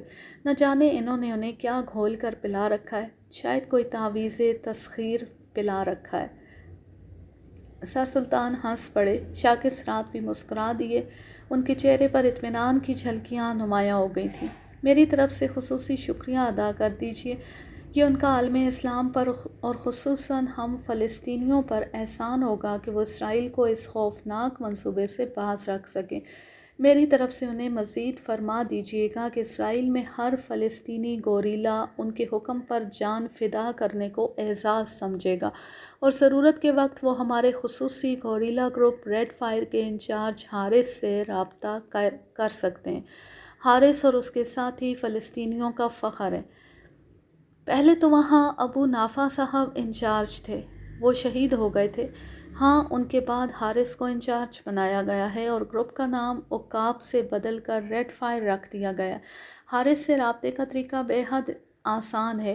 اسرائیل میں کوئن بار کے مالک یعقوب کانڈی سے کہیں کہ ازمیر سے ملنا ہے، بے دھڑک ہو کر کہہ دیں۔ حارث جہاں بھی ہوگا ان سے رابطہ قائم کرا دیا جائے گا۔ آپ ان سے اسپیشل مشن کا کوڈ کہہ کر اپنے احکامات کی تعمیل کرا سکتے ہیں، ویسے بھی انہیں اپنے طور پر احکامات دے دوں گا۔ ٹھیک ہے، پہلے میں جناب X2 صاحب سے ناشتہ کرانے کی فرمائش تو کر لوں۔ اب تو آنتیں 20 کی بجائے پورے رمضان کی تراویح پڑ چکی ہیں اور سلطانی لنگر اس جمہوری دور میں بند ہو چکا ہے۔ اچھا، خدا حافظ۔ ارے ٹھہرو، میں کرا دیتا ہوں ناشتہ۔ آپ نے جب تک ناشتہ کرانا ہے لنچ کا وقت ہو جانا ہے، اور جب تک لنچ کرانا ہے تو ڈنر کا، اس لیے خدا حافظ، عمران نے کہا، اور سلام کر کے وہ تیزی سے مڑا اور دروازے سے باہر نکل آیا۔ سر سلطان محبت بھرے انداز میں ہنستے رہ گئے۔ منظر بدلتا ہے، پورے اسرائیل پر قیامت کا سا سما طاری تھا۔ وزیر اعظم اسرائیل پر اس طرح کا دلیرانہ حملہ اس سے پہلے کبھی نہ ہوا تھا، اور پھر وزیر اعظم اسرائیل کی کار بنانے والوں کا دعویٰ تھا کہ یہ دنیا کی محفوظ ترین کار ہے، اور پھر ہنگامی اسکواڈ کے جنگی اسلحے سے لیس ہیلی کاپٹر۔ لیکن ان سب باتوں کے باوجود وزیر اعظم کی دونوں ٹانگیں گولیوں سے چھلنی کر دی گئی تھیں، ان کے کولہوں پر شدید چوٹیں آئی تھیں، اور اگر انہیں فوری طور پر ہیلی کاپٹر کے ذریعے ہسپتال نہ پہنچایا جاتا تو ان کا بچنا ناممکن ہو جاتا، اور اب بھی ان کا صحیح معنوں میں صحت مند ہونا شاید مہینوں کے وقفے کی بات تھی۔ 2 ہیلی کاپٹر مسلح افراد کے تباہ ہو چکے تھے، 2 پائلٹ اور سپاہیوں سے بھری ہوئی 2 جیپیں تباہ ہو گئی تھیں، اور ان سب کے مقابلے میں صرف 8 فلسطینی گوریلوں کی لاشیں ملی تھیں، زندہ ایک بھی ہاتھ نہ آیا تھا۔ حالانکہ ہیلی کاپٹروں کی رپورٹ تھی کہ 2 افراد کو فرار ہوتے دیکھا گیا۔ حکومت اسرائیل نے اس سارے واقعے کو پریس سے چھپانے کی بے حد کوشش کی، لیکن ایسی خبریں کیسے چھپ سکتی ہیں؟ نتیجہ یہ کہ پورے اسرائیل میں ہر شخص کی زبان پر اسی واقعے کا چرچا تھا۔ عربوں کے چہروں پر اطمینان بھری مسکراہٹ رینگ رہی تھی، جبکہ یہودیوں کے چہرے زرد پڑ گئے تھے۔ وہ دل ہی دل میں فلسطینیوں کی اس بے پناہ دلیری اور جرأت سے خوفزدہ ہو گئے تھے۔ اسرائیل کے صدارتی محل میں اعلیٰ سطحی میٹنگ جاری تھی۔ صدر مملکت کا چہرہ غصے اور جھنجھلاہٹ سے سیاہ پڑا ہوا تھا، آنکھوں سے شعلے لپک رہے تھے، جبکہ GP5 کا سربراہ کرنل ڈیوڈ، ریڈ آرمی کا نیا سربراہ کرنل مارگن، ملٹری انٹیلیجنس کا سربراہ کرنل کاسٹر اور اسی طرح کے دوسرے سربراہان سر جھکائے خاموش بیٹھے تھے۔ پولیس چیف کا چہرہ بھی بری طرح بجھا ہوا تھا۔ فلسطینی گوریلے اب اس حد تک دلیر ہو گئے تھے کہ وہ عین اسرائیل کے قلب میں اسرائیل کے وزیر اعظم پر اس طرح کا حملہ کر سکتے ہیں تو پھر آپ سب لوگوں کو تو خودکشی کر لینا چاہیے، ڈوب مرنا چاہیے۔ صدر مملکت نے پوری قوت سے میز پر مکہ مارتے ہوئے کہا، جناب، ہم نے وزیر اعظم کو کئی بار درخواست کی تھی کہ وہ اپنی حفاظت کے لیے مکمل گارد لے کر چلا کریں، لیکن انہوں نے کبھی پرواہ نہ کی۔ بہرحال ہم کوشش کر رہے ہیں کہ ان فرار ہو جانے والے افراد کو ڈھونڈ نکالا جائے۔ پورے اسرائیل کی ناکہ بندی ہو چکی ہے، ایک ایک گھر کی تلاشی لی جا رہی ہے۔ کرنل مارگن نے کہا، ہاں، اب تمہارا کام صرف ناکہ بندیاں کرانا اور تلاشیاں لینا رہ گیا ہے۔ کل وہ مجھے بھی ہسپتال یا قبرستان پہنچا دیں گے اور تم پھر یہی کہو گے کہ ہم گھر گھر کی تلاشی لے رہے ہیں۔ ہم نے پوری دنیا کی ناکہ بندی کر رکھی ہے۔ صدر مملکت کو اور بھی زیادہ غصہ آ گیا۔ جناب، جہاں تک میرا خیال ہے، اس قدر دلیری کا مظاہرہ فلسطینی گوریلوں کا کام نہیں ہے، اس میں پاک ایشیا سیکرٹ سروس ملوث ہے۔ کرنل ڈیوڈ نے سہمے ہوئے لہجے میں کہا، جن 8 افراد کی لاشیں ملی ہیں وہ پاک ایشیا کے تھے یا فلسطینی؟ بولو، جواب دو۔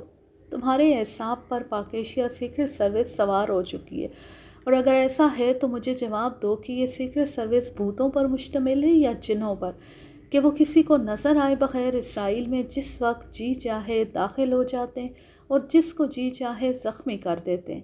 بولو، تم لوگ کیا کرتے رہتے ہو؟ تمہارا دعویٰ ہے کہ ایک مکھی بھی تمہاری نظروں میں آئے بغیر اسرائیل میں داخل نہیں ہو سکتی، پھر؟ صدر مملکت نے غصے سے چیختے ہوئے کہا، اور کرنل ڈیوڈ نے سر جھکا لیا۔ اس کے پاس صدر مملکت کے اس سوال کا کوئی جواب نہ تھا، وہ خاموش رہا۔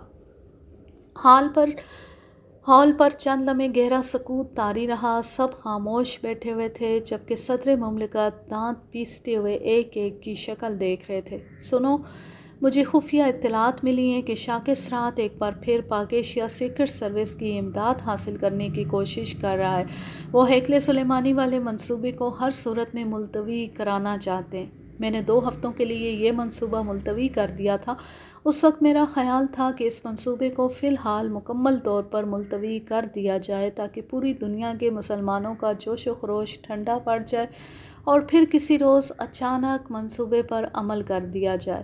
لیکن اب وزیر اعظم پر اس حملے کے بعد یہ منصوبہ اسرائیل کے لیے چیلنج بن گیا ہے، اس لیے 2 ہفتوں بعد اس پر لازماً عمل درآمد ہوگا، ہر صورت میں اور ہر قیمت پر۔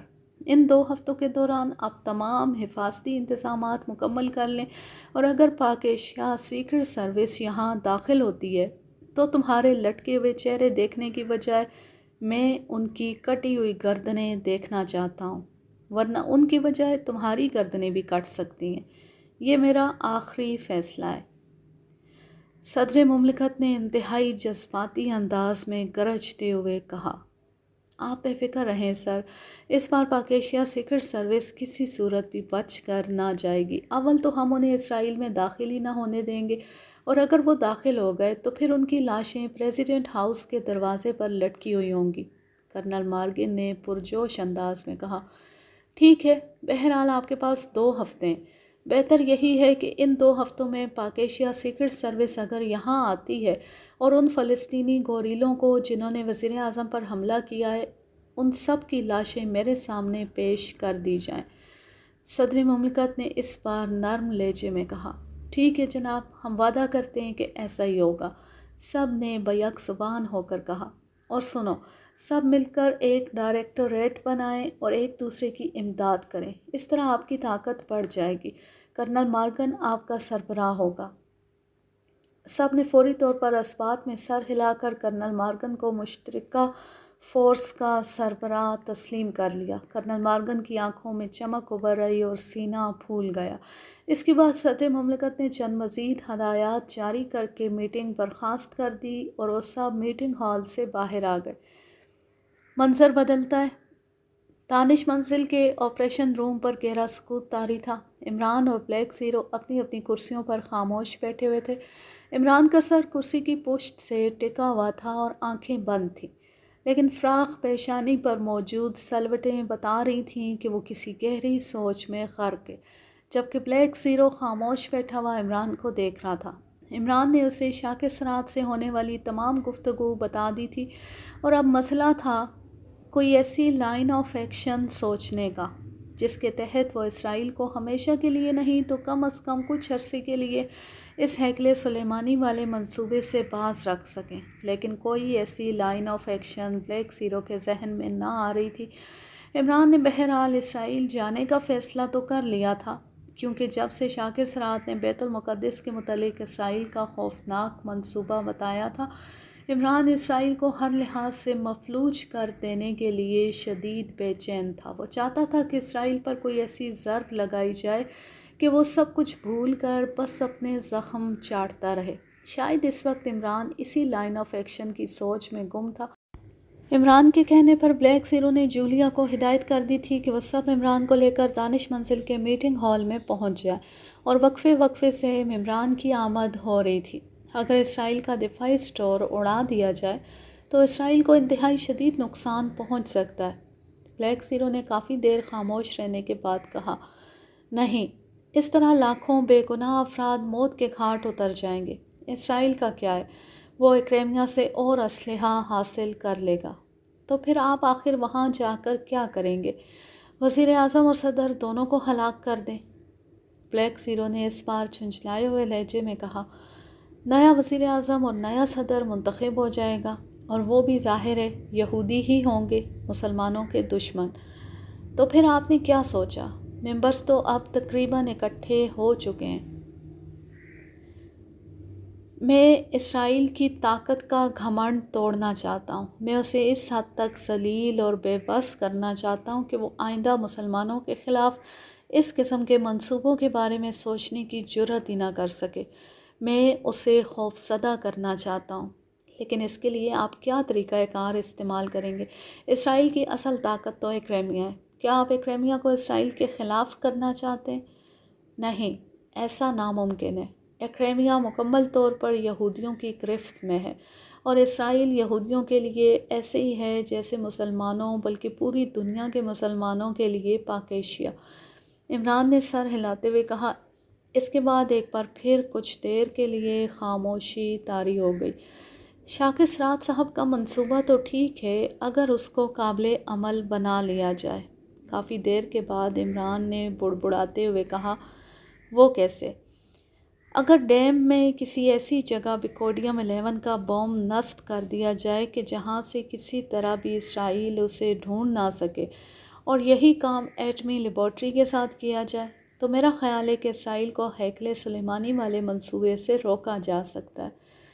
لیکن سر، آپ جانتے ہیں کہ جدید ترین سائنسی آلات بہرحال ان بموں کو ڈھونڈ نکالیں گے، اور پھر ان کے لیے انہیں بیکار کرنا کچھ زیادہ بڑا مسئلہ نہ ہوگا۔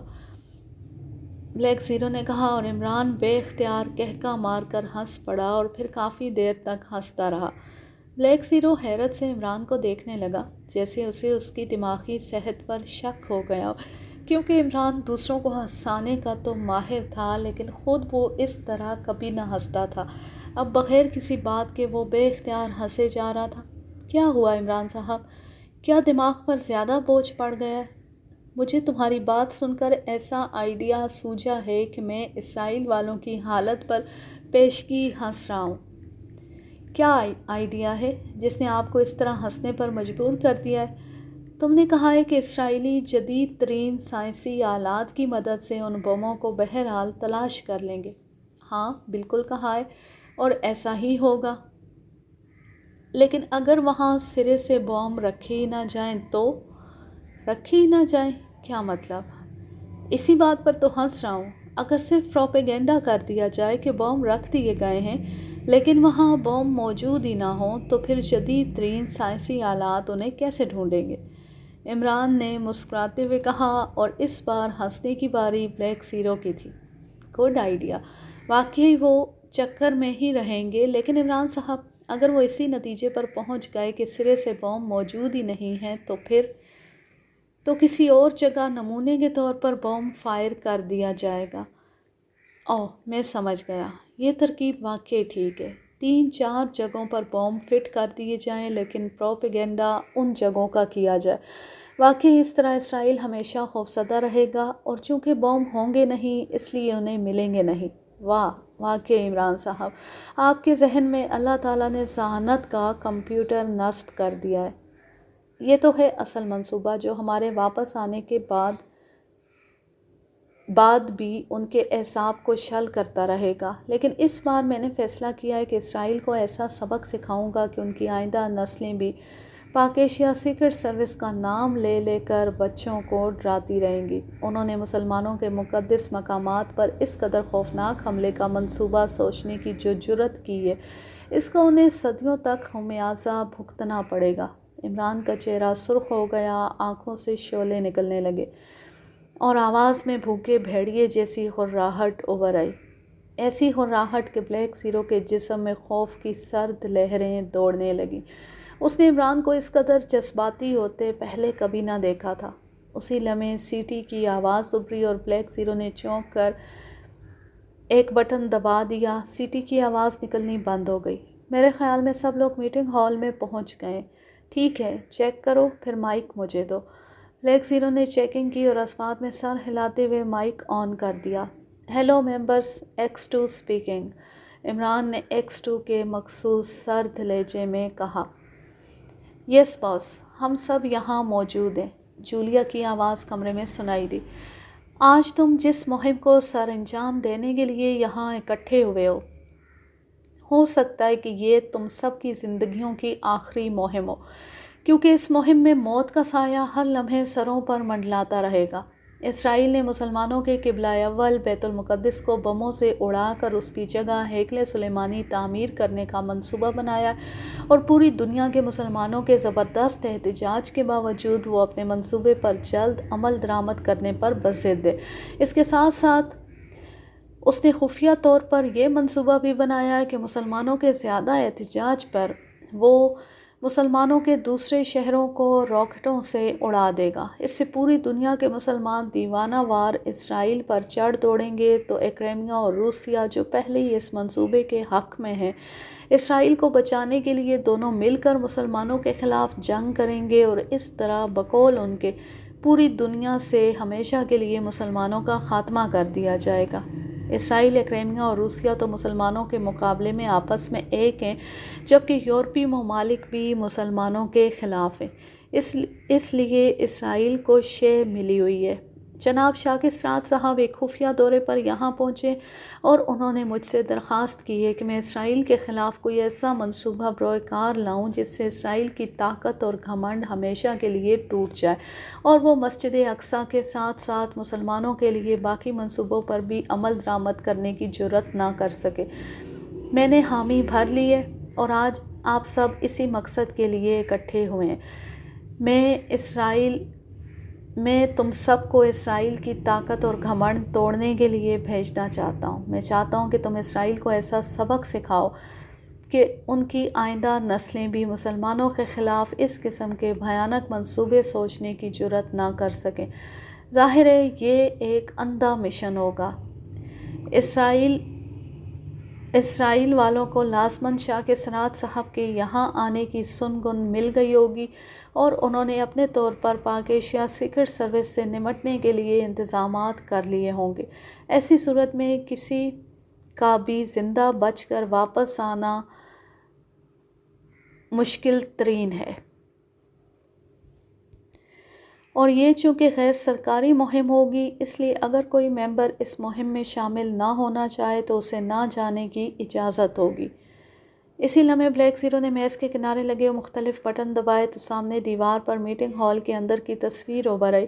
کرسیوں پر بیٹھے ہوئے تمام ممبران واضح طور پر نظر آ رہے تھے اور X2 کی بات کا واضح رد عمل ان سب کے چہروں پر نمایاں تھا۔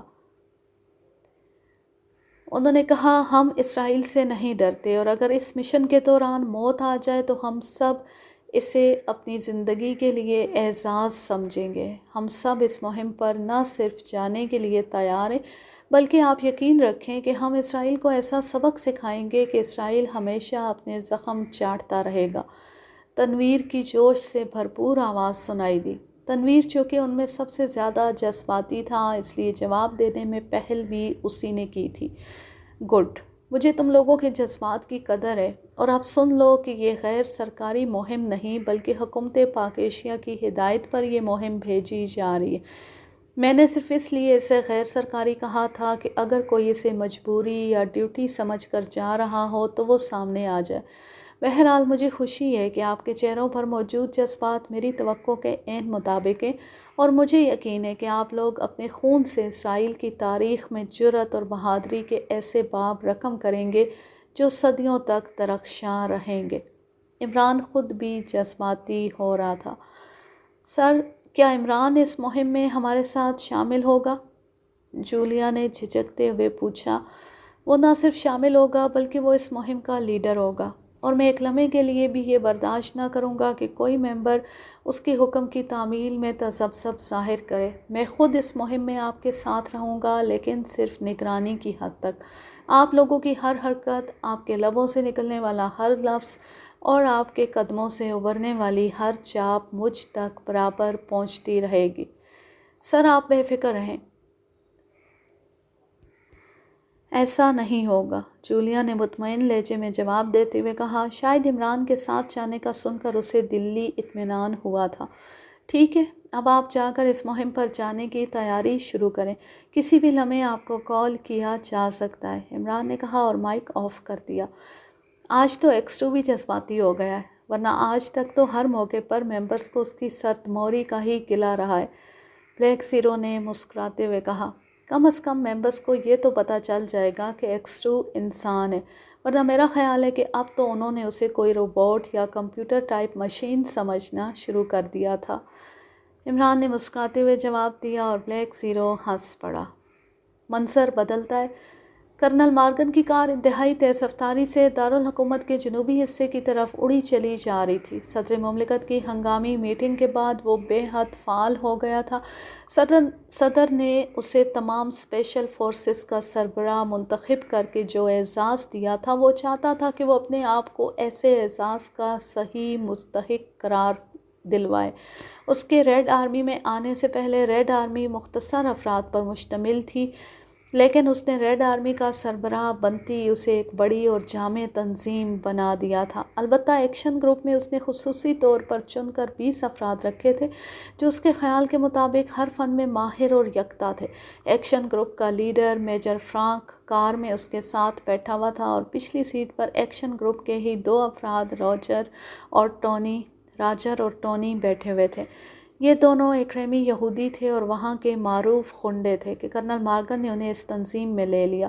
کرنل مارگن نے ریڈ آرمی کے ذریعے ایسے کارنامے سر انجام دیے تھے کہ GP5 جس کا پہلے اسرائیل میں سکہ جمع ہوا تھا، اس سے پیچھے رہ گئی تھی، اور شاید اسی شہرت کی بنا پر ہی صدر نے اسے اسپیشل فورسز کا سربراہ مقرر کر دیا تھا۔ اس کے آدمیوں نے دن رات تگ و دو کر کے ابھی تھوڑی دیر پہلے اسے اطلاع دی تھی کہ جنوبی ساحل پر گولڈن بار کا مالک یعقوب کانڈی فلسطینی گوریلوں کے اس گروپ سے ہے جس نے وزیر اعظم پر حملہ کیا تھا۔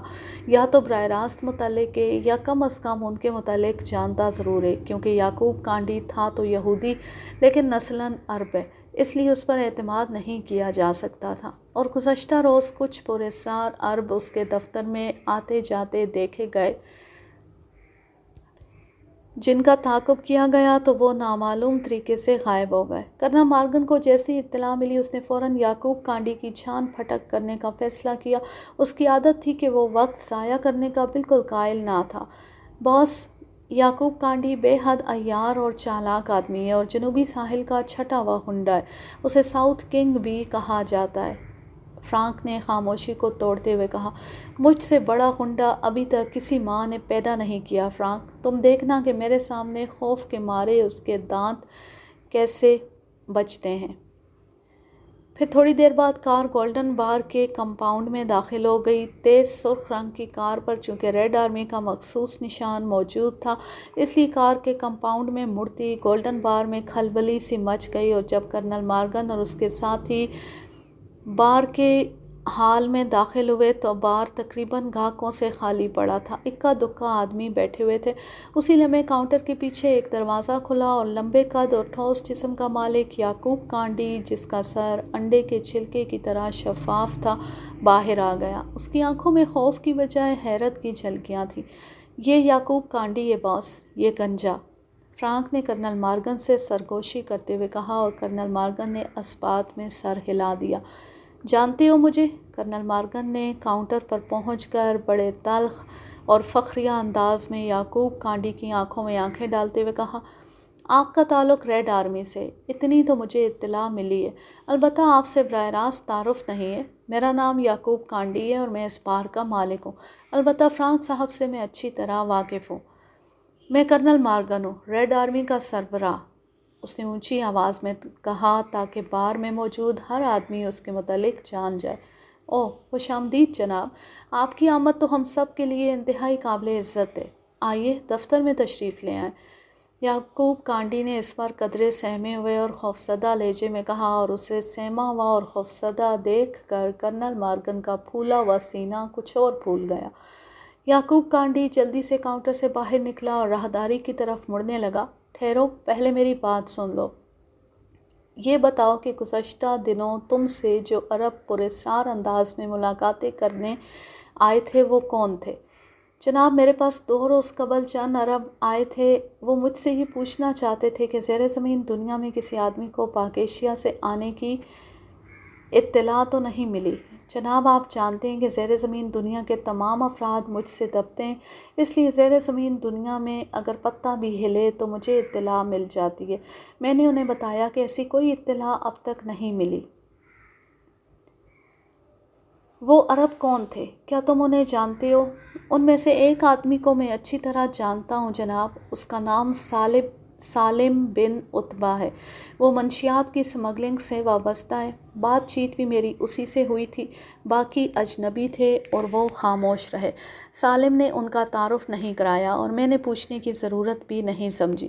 یہ سالم بن عتبہ کہاں ملے گا؟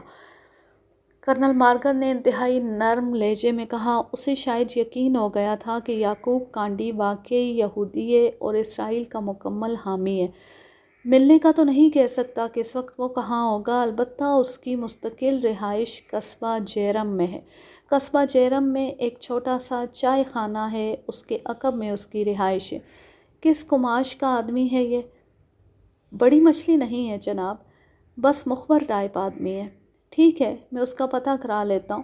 اور سنو، اگر کسی بھی لمحے تمہیں واقعی کسی پاک ایشیائی کی یہاں آمد کی اطلاع ملے تو فوراً مجھے مطلع کرنا، ہم تمہیں انعام بھی دیں گے اور وفاداری کا سرٹیفکیٹ بھی۔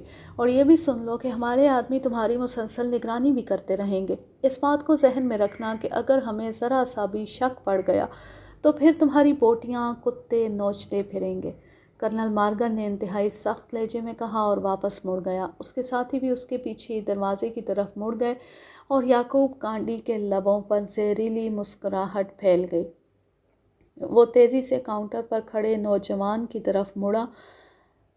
بالم، ریڈ لائٹس آن کر دینا، شاید مال براہ راست آ جائے تو نگرانی کی زد میں نہیں آنا چاہیے، یعقوب کانڈی نے سخت لہجے میں کہا، اور بالم کے سر ہلاتی وہ اپنے دفتر کی طرف مڑ گیا۔ ادھر کرنل مارگن کی کار انتہائی تیز رفتاری سے قصبہ جیرم کی طرف بڑھی جا رہی تھی۔ یہ قصبہ دارالحکومت کے شمال میں 20 کلومیٹر کے فاصلے پر تھا۔ بس جس آسانی سے یعقوب کانڈی نے جوابات دیے ہیں، مجھے یہ سارا معاملہ مشکوک لگتا ہے۔ ساتھ والی سیٹ پر بیٹھے ہوئے فرانک نے کرنل مارگن سے مخاطب ہو کر کہا، مشکوک لگتا ہے؟ کیا مطلب؟ وضاحت سے بات کرو۔ جناب، یعقوب کانڈی کے متعلق مشہور ہے کہ وہ لومڑی سے بھی زیادہ عیار آدمی ہے، اس لیے اس نے جس سیدھے طریقے سے سب کچھ بتا دیا ہے، مجھے اس بات پر شک ہے۔ ایسی بات نہیں، میرا تعارف اسے سیدھا کرنے کے لیے کافی تھا۔ میجر فرانک ہونٹ بھینچ کر خاموش ہو گیا۔ تھوڑی دیر بعد کار قصبہ جیرم میں داخل ہوئی اور چند ہی لمحوں بعد وہ چائے خانے کے سامنے رک چکی تھی۔ ٹونی، جاؤ اور سالم کو بلا لاؤ۔ ٹونی سر ہلاتا ہوا کار سے نیچے اترا اور تیز تیز قدم اٹھاتا چائے خانے کی طرف بڑھ گیا۔ تھوڑی دیر بعد جب وہ باہر آیا تو اس کے ساتھ ایک دبلا پتلا عرب بھی تھا۔ عرب کا چہرہ زرد پڑا ہوا تھا، اس کا انداز ایسا تھا جیسے وہ مذبح خانے کی طرف جا رہا ہو۔ تمہارا نام سالم بن عتبہ ہے؟ ہاں جناب، میں خادم ہوں۔ تم یعقوب کانڈی کے پاس گئے تھے کسی پاک ایشیائی کی آمد کا پتہ کرنے؟ پاک ایشیائی کا پتہ کرنے؟ نہیں جناب، میں یعقوب کانڈی کے پاس 2 روز ہوئے گیا ضرور تھا، لیکن اس نے خود مجھے بلوایا تھا۔ اس نے کہا تھا کہ میں اس کے لیے مخبری کیا کروں۔ جناب، میری روزی ہی ایسی ہے۔ ٹھیک ہے، چلو کار میں بیٹھو اور میرے سامنے چل کر یعقوب کانڈی سے بات کرو۔ تم میں سے جو بھی جھوٹا نکلا اس کی موت عبرتناک ہوگی۔ چلو بیٹھو کار میں، کرنل مارگن نے کہا، اور ٹونی نے کار کا دروازہ کھول کر سالم کو کار کی پچھلی نشست پر دھکیلا اور خود اس کے ساتھ بیٹھ گیا۔ کرنل مارگن نے کار آگے بڑھا دی۔ باس اگر حکم کریں تو یعقوب کانڈی کو بھی ہیڈ کوارٹر بلا لیا جائے، وہاں وہ زیادہ آسانی سے اصل بات اگل دے گا، میجر فرانک نے کہا۔ ہاں یہ ٹھیک ہے۔ میجر فرانک نے جیب سے ٹرانسمیٹر نکال کر کسی کو ہدایات دینی شروع کر دیں کہ وہ ہر صورت میں یعقوب کانڈی کو لے کر ہیڈ کوارٹر پہنچ جائیں۔ ہیڈ کوارٹر پہنچنے کے بعد کرنل مارگن سالم بن عتبہ کو لے کر زیرو روم میں پہنچ گیا۔ یہ کمرہ خاص طور پر پوچھ گچھ کے لیے بنایا گیا تھا۔ دیکھو سالم، یہاں سے ہماری اجازت کے بغیر تمہاری روح بھی باہر نہیں جا سکتی۔ ہمیں اطلاع ملی ہے کہ تمہارا تعلق فلسطینی گوریلوں سے ہے۔ اگر ایسی کوئی بات ہے تو مجھے صاف صاف بتا دو۔ ہو سکتا ہے کہ میں تمہیں ریڈ آرمی کا سرکاری مخبر بنا کر نہ صرف چھڑوا لوں بلکہ تمہیں تمہاری حیثیت سے بھی بڑا انعام مل سکتا ہے۔ حضور، میں سچ کہہ رہا ہوں، میرا کسی فلسطینی گوریلوں سے کوئی تعلق نہیں۔ میں عرب ضرور ہوں لیکن میں اسرائیل کا وفادار ہوں۔ البتہ میں منشیات کی سمگلنگ کے سلسلے میں مخبری ضرور کرتا ہوں، باقی مجھے کسی چیز کا کوئی علم نہیں ہے۔ سالم نے رو دینے والے لہجے میں کہا، اس کا پورا جسم خوف سے کانپ رہا تھا۔ اس کا مطلب ہے کہ تم بتانا نہیں چاہتے۔ ٹھیک ہے، یعقوب کانڈی آ جائے پھر تم سے بات ہوگی۔ تم نے اپنی زندگی بچانے کا موقع اپنے ہاتھوں کھو دیا ہے۔ تیزی سے وہ مڑ کر زیرو روم سے باہر نکل گیا۔ زیرو روم میں موجود ایکشن گروپ کے مسلح افراد ٹونی اور راجر رحم آلود نظروں سے سالم کو دیکھنے لگے، جس کا چہرہ بری طرح لٹک گیا تھا۔ میں سچ کہہ رہا ہوں جناب، بالکل سچ، سالم نے ٹونی سے مخاطب ہو کر کہا۔ ابھی سچ جھوٹ کا پتہ چل جائے گا۔ 10 منٹ بعد کمرے کا دروازہ کھلا اور اس بار یعقوب کانڈی اندر داخل ہوا۔ اس کے ساتھ میجر فرانک اور کرنل مارگن تھے۔ یعقوب کانڈی نے اندر داخل ہوتی بڑے ماہرانہ انداز میں سالم کو آنکھ کا مخصوص اشارہ کیا اور پھر وہ سالم کے ساتھ کھڑا ہو گیا۔ اس کے چہرے پر بے نیازی اور لاپرواہی تھی، جبکہ سالم کے چہرے پر ابھی بھی خوف کے سائے موجود تھے۔ کرنل مارگن بڑے اطمینان سے ایک طرف رکھی ہوئی ایک کرسی پر بیٹھ گیا۔ سالم اور یعقوب کانڈی دونوں کمرے کے درمیان میں کھڑے تھے، جبکہ ٹونی، راجر اور میجر فرانک تینوں سائیڈوں میں کھڑے ہوئے تھے۔